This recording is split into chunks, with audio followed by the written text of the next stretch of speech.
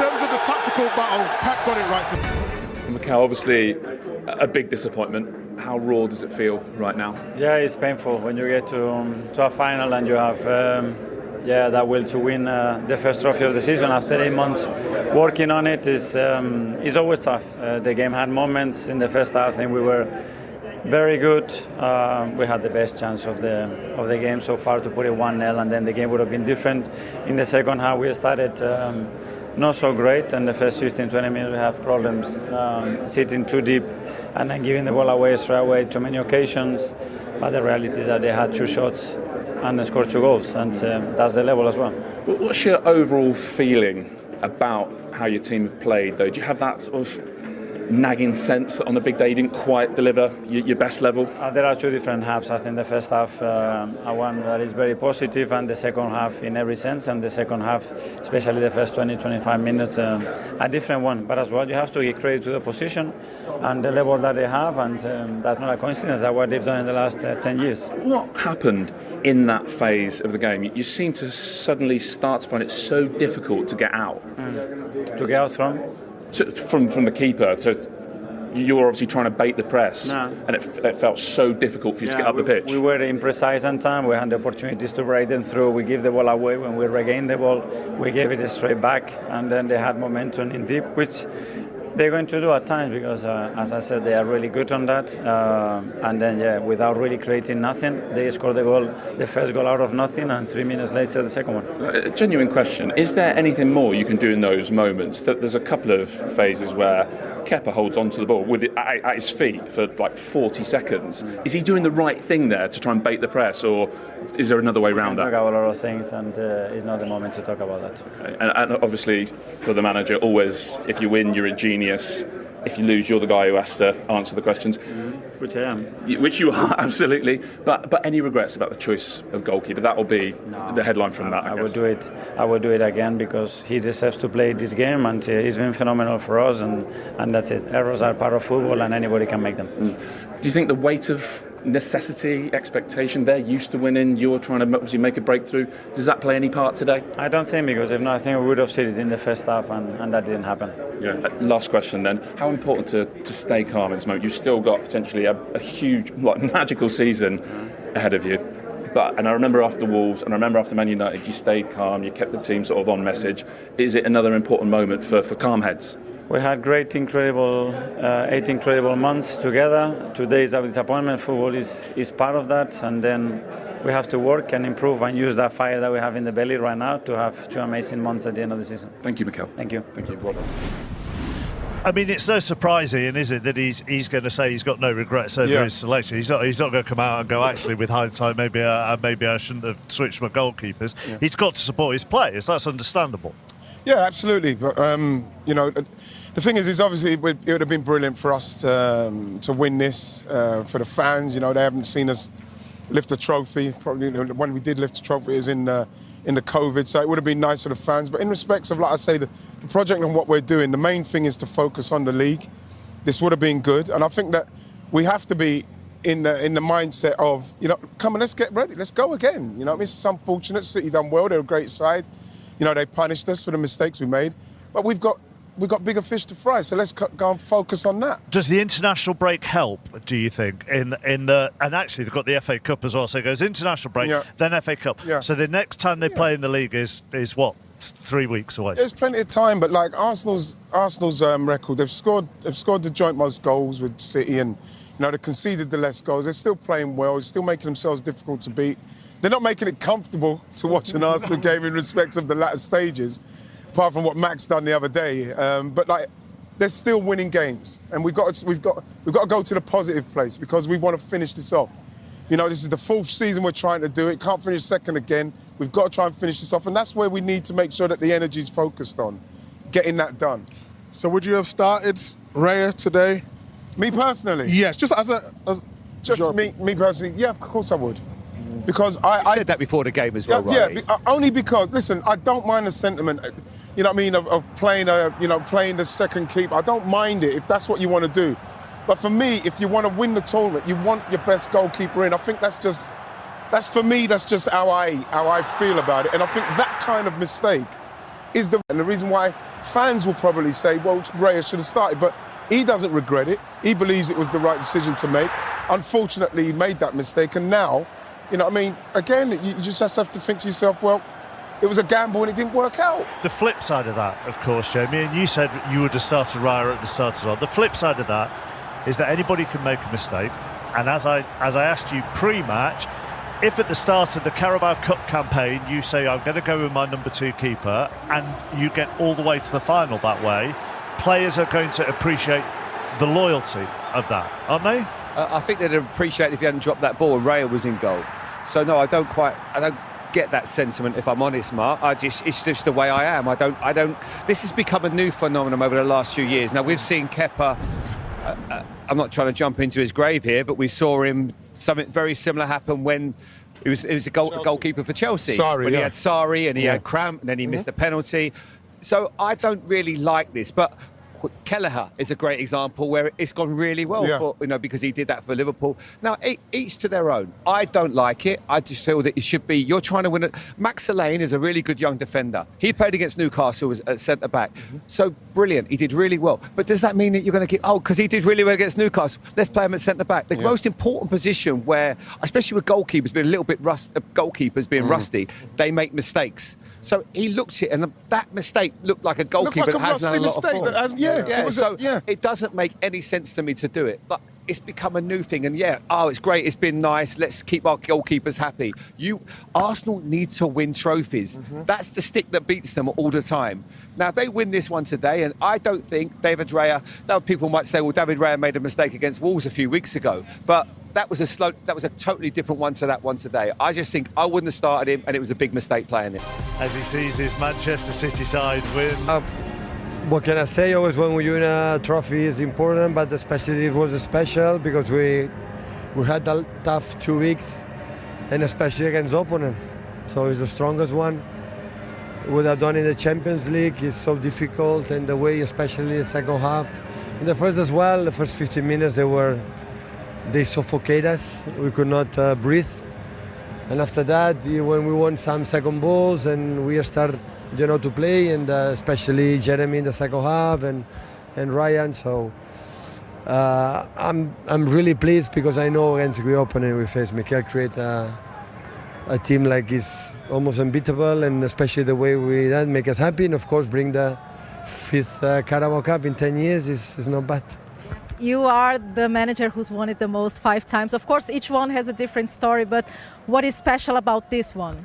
Every time you win a title, it looks like more difficult than it was in the past. Now, win a title is really, really complicated for many reasons, for the amount of games, for the amount of consistency you have, for the quality of the opponents, and that's why it's over time. I said, last time we won one title, I don't remember which one, I said, maybe it's so difficult. It doesn't matter which one, and especially the team behave unbelievable. What is hardest, Pep? Is it to win so many titles in a row with pretty much the same team and just keep winning, or is it to rebuild little by little and go back to winning? Yeah, when you start to win and still the generation is young and still they are there, you can continue that. But we bring a lot of players that are still, because it's not about what we have to do. I need to know them. So I need to know how they behave in certain moments in that way, the connection displaying this player. And today in the modern football, and you lose games, you are no chance because everyone is so competitive and difficult. And I think will be a good learning for the future, that team. And hopefully next season we can do better. With Nico O'Reilly, how happy are you to see him score twice, because you saw different things on him, you moved him around the pitch. How satisfying is it for you personally? Maybe I have been the sign of the season, right? So when I started the season and we have a long conversation with him, he didn't know he want to play, and for different circumstances, for injury at the beginning, he started to play in the left back and impressed a lot, his physicality in the set pieces, in the game, can play. He played in I remember, Newcastle, a holding midfielder alongside Nico Gonzalez. It was unbelievable. So he can play in many roles. He's a guy in the final third in the position like he likes. He's an attacking midfielder, going in the box. He's really good in the aerial situations, especially offensively. Defensively must improve and make 2 fantastic goals. you said recently that this team is so close to being where you want them to be in so many aspects. How much of a step was it today for them to be even closer to the team that you want? We in hell, but still we are not the team like, for example, Arsenal are, or like we were in the past. Like always we found a way, to win titles. And this team is still, but what I said was said before, I'm not suspicious now to say it after win the Carabao Cup. It was underneath, we were close, but you have to refine, you have to insist and rework, and because the teams, you don't understand why you are there, and nothing, you are on the bottom. So warnings always has to be on, and of course, but for the club, a lot of new generation start to do that is very important. And finally, how do you expect this trophy to reflect on the title, the Premier League title race? I would love to have 9 points in front, to be honest. I would like, so it's in their hands, so they do to lose. I don't know, now I need personally an incredible break. I'm exhausted, devastated, and after we see step by step, but of course they have, I think, Nottingham and West Ham, the drop points there that punish us a lot, but yeah, we try one game a hand. They come in at the Etihad Stadium with our people, and continue quarterfinals against Liverpool at home. That I think that will help us for that tournament, especially. Hopefully the people can come, our fans. That today was amazing. Last season, for example, maybe were not full, and today they come all Manchester here. And I'm so happy for them, because last 2 seasons I've struggled a little bit, but for happy, and people will try. Well done, Pepe. Enjoy. Thank you. Thing as well, Micah, in cup finals in general, he has won 18 out of 22. He's a master, isn't he? Which is, I mean, that is a phenomenal record, isn't it? And that's why he's so incredible in what he does, the way he plays football, the way he approaches the game. The way he always wants to win the game. When you see other coaches tactically will go maybe into a defensive formation or wait, no matter what, he wants to win football with attacking football. And there was that game when he went to a 5 at the back at Arsenal, wasn't there? Yes, at Emirates. 5-4-1, and it was defensive. strange to see him do that, because normally he would always be on the front foot.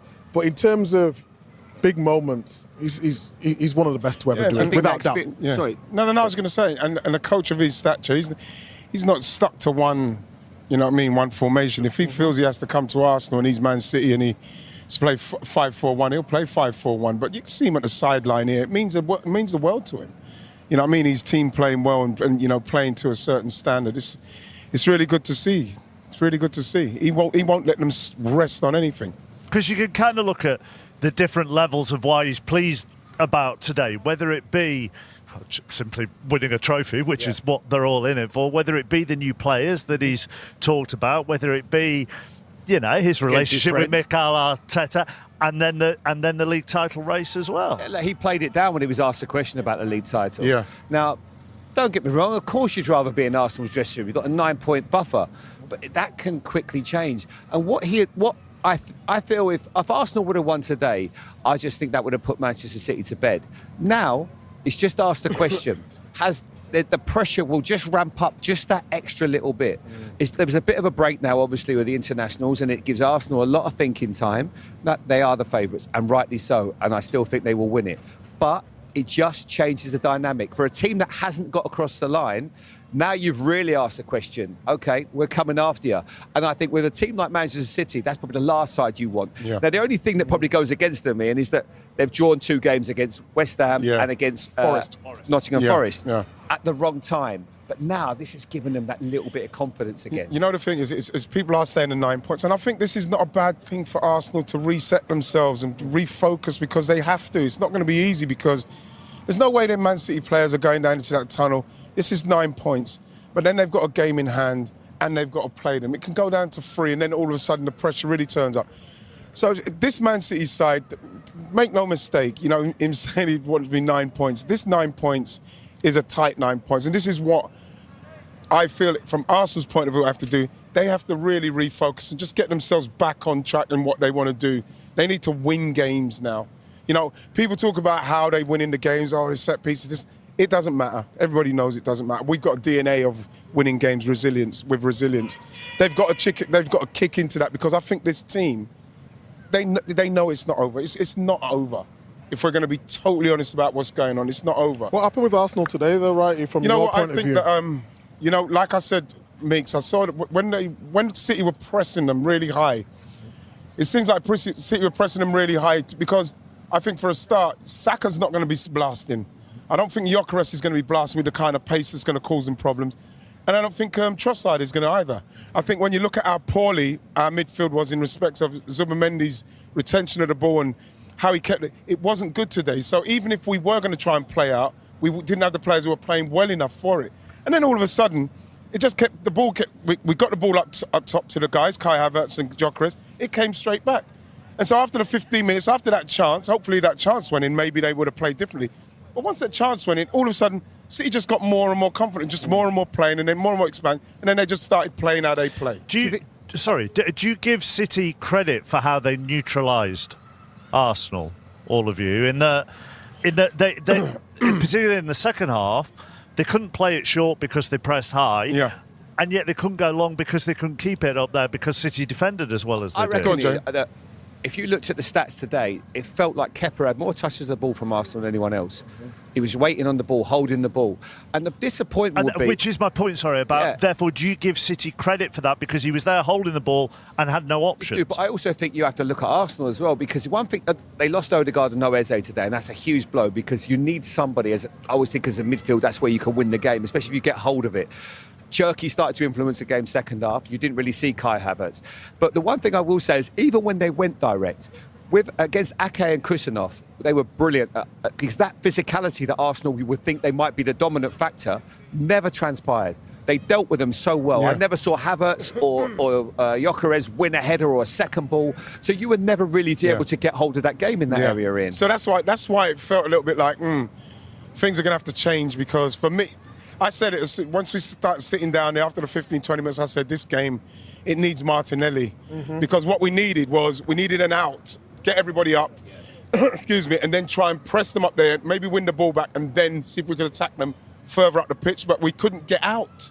We couldn't get out because as soon as we got out, Gyökeres would lose it or Kai Havertz would lose it. They'd get it and they'd straight back at us. Straight back at Nketiah, who was on a yellow card. I think that's exactly right. But I think in answer to your question, Chappers, yes, it is down to Man City as well, because they were brave.